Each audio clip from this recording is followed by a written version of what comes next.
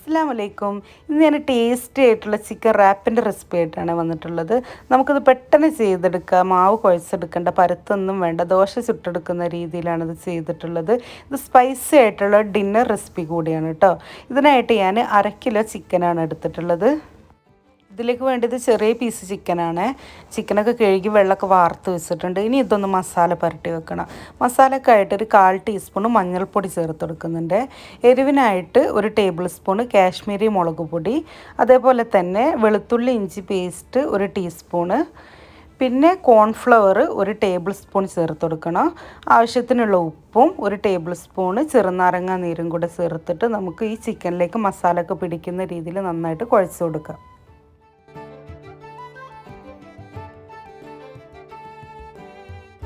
ചിക്കനിലേക്ക് മസാല പിടിക്കാൻ വേണ്ടിയിട്ട് ഒരു 10-15 മിനിറ്റെങ്കിലും റെസ്റ്റ് ചെയ്യാൻ വേണ്ടിയിട്ട് വെക്കണം. എന്നിട്ട് ഓയിലിട്ടിട്ട് ഒന്ന് ഫ്രൈ ചെയ്തിട്ടെടുക്കുക.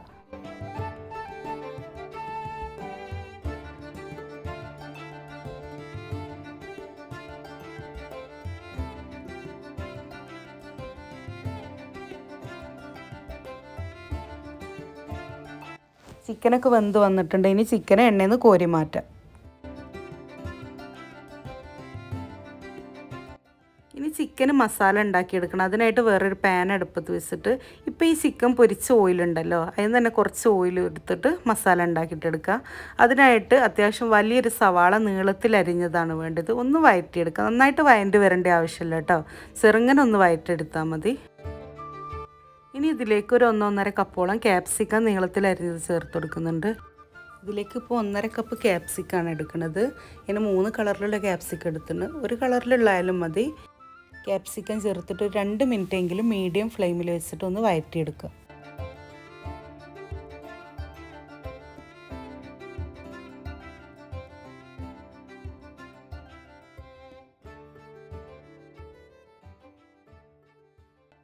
നേരത്തെ ഫ്രൈ ചെയ്ത് വെച്ചിട്ടുള്ള ചിക്കനും കൂടെ ഇതിലിട്ടിട്ട് ഒന്നും കൂടെ ഒന്ന് ഇളക്കി കൊടുക്കുക.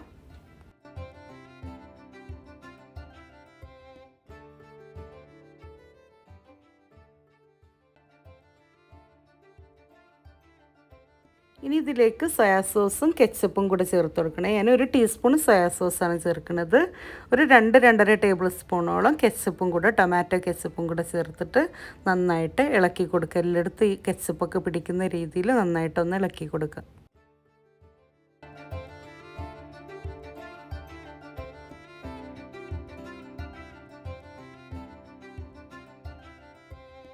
ഇനി ഇതിലേക്ക് മയോനൈസും കൂടെ ചേർക്കണം. ഞാൻ റെഡ് ചില്ലി മയോനൈസാണ് ചേർക്കുന്നത്. റെഡ് ചില്ലി മയോനൈസ് എങ്ങനെ ഉണ്ടാക്കണമെന്ന് വെച്ചാൽ, മയോനൈസ് ഉണ്ടാക്കുമ്പോൾ അതിലേക്ക് ഒരു 3 വറ്റൽമുളകും കൂടെ കൂട്ടി അരക്കുക. അപ്പോൾ റെഡ് ചില്ലി മയോനൈസ് റെഡി. ഇതൊരു 3 ടേബിൾ സ്പൂൺ ചേർത്ത് കൊടുക്കുന്നുണ്ട്. ഇനി ഇതെല്ലാം ആവുന്ന രീതിയിൽ ഒന്ന് ഇളക്കി കൊടുക്കുക. എന്നിട്ട് ഇതിലേക്ക് അവസാനമായിട്ട് ചെറുതായിട്ട് അരിഞ്ഞിട്ടുള്ള മല്ലിച്ചപ്പും കൂടെ ചേർത്തിട്ട് തീ ഓഫ് ചെയ്യുക. ചിക്കൻ മസാല റെഡിയായി. ഞാൻ ഒന്നും കൂടി ഒന്ന് ഇളക്കി കൊടുക്കുകയാണ്. മല്ലിച്ചപ്പൊക്കെ എല്ലായിടത്തും ഒന്ന് ആയിക്കോട്ടെ എന്ന് വിചാരിച്ചിട്ട്. ഇനി ഇതിലേക്കുള്ള റൊട്ടി ഉണ്ടാക്കിയെടുക്കാം. റൊട്ടിക്ക് വേണ്ടിയിട്ട് 2 കപ്പ് മൈദപ്പൊടിയാണ് എടുത്തിട്ടുള്ളത്. 250 ml കപ്പിൽ 2 കപ്പ് നിറച്ചെടുത്തിട്ടുണ്ട്. പിന്നെ ഇതിലേക്ക് 1 ടീസ്പൂൺ ഉപ്പും 1 ടീസ്പൂൺ പഞ്ചസാരയും ചേർത്ത് കൊടുക്കുക. പിന്നെ 2 ടേബിൾ സ്പൂൺ പാൽപ്പൊടി, 1 ടേബിൾ സ്പൂണ് ഓയിൽ, ഏത് ഓയിലായാലും മതി. പിന്നെ ഇതിലേക്ക് ആവശ്യത്തിനായിട്ടുള്ള വെള്ളം ചേർത്തിട്ട് ദോശമാവൊക്കെ മിക്സ് ചെയ്യുന്ന ആ പരുവത്തിൽ മിക്സ് ചെയ്തിട്ടെടുക്കുക. ഞാനിപ്പോൾ ഇതിൽ 2.25 കപ്പ് വെള്ളം ഒഴിച്ചപ്പോഴാണ് ഈ കറക്റ്റ് തിക്നെസ്സിൽ വന്നിട്ടുള്ളത്. വെള്ളം കുറച്ച് ഒഴിച്ചിട്ട് വേണം മിക്സ് ചെയ്യാൻ വേണ്ടിയിട്ട്. ഓരോ പൊടിക്കനുസരിച്ചും വെള്ളം ഒഴിക്കുന്നത് മാറ്റം ഉണ്ടാവും. ഞാനിപ്പോൾ ഒഴിച്ച അളവാണ് 2.25 കപ്പ് വെള്ളം ഒഴിച്ചത് പറഞ്ഞത്. അങ്ങനെ കുറച്ച് നോക്കിയിട്ട് ഒഴിക്കുക. നന്നായിട്ട് മിക്സ് ചെയ്തതിന് ശേഷം ഒരു 15 മിനിറ്റ് ഈ മാവൊന്ന് റെസ്റ്റ് ചെയ്യാൻ വേണ്ടിയിട്ട് വെക്കണേ. എന്നിട്ട് നമുക്കൊരു പാൻ വെച്ചിട്ട് അതിൽ ചുട്ടെടുക്കുക. സാധാ ദോശയൊക്കെ ചുട്ടെടുക്കുന്ന രീതിയിൽ തന്നെയാണ് ചുട്ടെടുക്കുന്നത്. പാന് നന്നായിട്ട് ചൂടായിട്ട് ഒരു മീഡിയം ഫ്ലെയിമിൽ വെച്ചിട്ട് വേണം അതിലേക്ക് മാവ് ഒഴിച്ച് കൊടുക്കാൻ വേണ്ടിയിട്ട്. എന്നിട്ട് ഒരു കയ്യിൽ മാവ് എടുത്ത് അതിൽ ഒഴിച്ച് കൊടുത്തിട്ട് ദോശ ചുറ്റിയെടുക്കുന്ന രീതിയിൽ തന്നെ നന്നായിട്ട് ചുറ്റിയെടുക്കുക.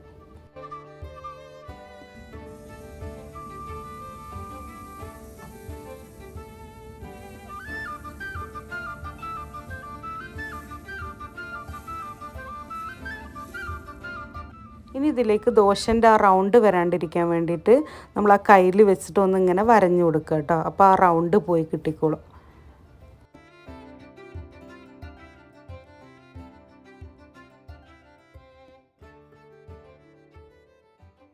മറിച്ചിടാനാകുമ്പോൾ ഒന്ന് മറിച്ചിടുക. സൈഡൊക്കെ ഒന്ന് ഇങ്ങനെ ചെറുങ്ങനെ പൊങ്ങി വരുമ്പോൾ ഒന്ന് മറിച്ചിട്ട് കൊടുക്കുക. ഒരു 3-4 പ്രാവശ്യമെങ്കിലും മറിച്ചിട്ടിട്ട് വേണം അത് കുക്ക് ചെയ്തെടുക്കാൻ വേണ്ടിയിട്ട്. ഈ സൈഡ് കാണുമ്പോൾ നമുക്ക് ഭംഗി ഉണ്ടാവില്ല, പക്ഷെ മറ്റേ സൈഡ് കാണുമ്പോൾ കറക്റ്റ് ആ റൊട്ടി പോലെ ഉണ്ടാവും കേട്ടോ. ഇതേപോലെ കുറേ പ്രാവശ്യം ഇങ്ങനെ കയ്യിൽ വെച്ചിട്ടൊക്കെ അമർത്തിയിട്ട് ഇങ്ങനെ വേവിച്ചെടുക്കുക, എന്നാലും ഉള്ളൊക്കെ നന്നായിട്ട് വെന്ത് കിട്ടുള്ളൂ.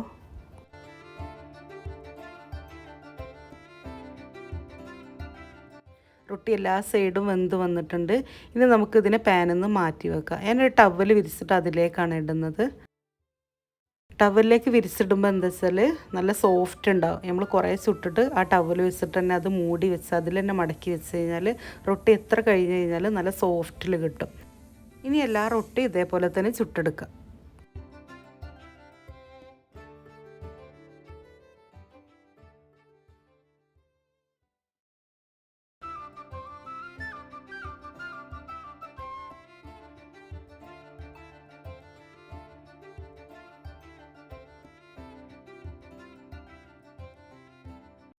എല്ലാതും ചുട്ടെടുത്തിട്ടുണ്ട്. ഞാൻ എല്ലാതും ഇതേപോലെ തന്നെ ഈ തോർത്തിലാണ് മടക്കി വെക്കുന്നത്. റൊട്ടി ഇപ്പോൾ എത്ര നേരം വേണമെങ്കിലും വെക്കാം. ഇതേപോലെ തോർത്തിൽ വെക്കുമ്പോൾ നല്ല സോഫ്റ്റായിട്ട് തന്നെ കിട്ടും.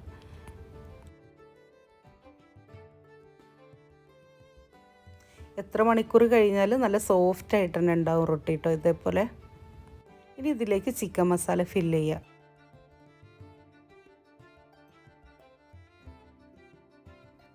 ഒരു ഷവർമ പേപ്പർ വിരിച്ചെടുത്തിട്ടുണ്ട്. അതിലേക്ക് റൊട്ടി വെച്ചിട്ട് ഈ ചിക്കൻ മസാല അതിലേക്കൊന്ന് ഫില്ല് ചെയ്തിട്ടെടുക്കാം.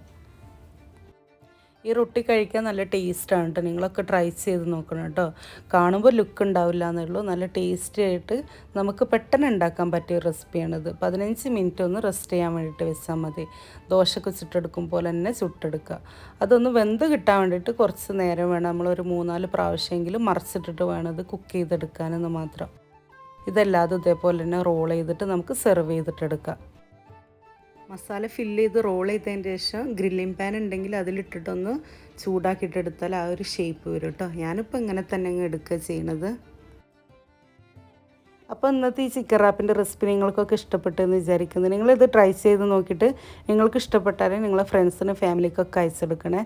അതേപോലെ തന്നെ കമൻറ്റിലൂടെ നിങ്ങളെ അഭിപ്രായങ്ങളൊക്കെ പറയുക. ഇതിലേക്ക് ഇപ്പോൾ ചിക്കന് പകരം ചെമ്മീനോ ബീഫോ അല്ലെങ്കിൽ വെജിറ്റബിൾസൊക്കെ ഇട്ട് കഴിഞ്ഞാൽ നല്ല ടേസ്റ്റ് ഉണ്ടാവും കേട്ടോ. അപ്പോൾ സബ് ചെയ്യാത്തവരൊക്കെ ഉണ്ടെങ്കിൽ എന്തായാലും സബ് ചെയ്യണേ. അതിൻ്റെ തൊട്ടടുത്തുള്ള ബെല്ലൈക്കണും കൂടെ ഒന്ന് അമർത്തുക, എന്നാലാണ് അടുത്ത വീഡിയോ ഇടുമ്പോൾ നിങ്ങൾക്ക് നോട്ടിഫിക്കേഷനായിട്ട് കിട്ടുള്ളൂ. അപ്പോൾ ഇൻഷാ അല്ലാഹ് അടുത്ത വീഡിയോയിൽ വേറെ റെസിപ്പി ആയിട്ട് കാണാം. അസ്സലാമു അലൈക്കും.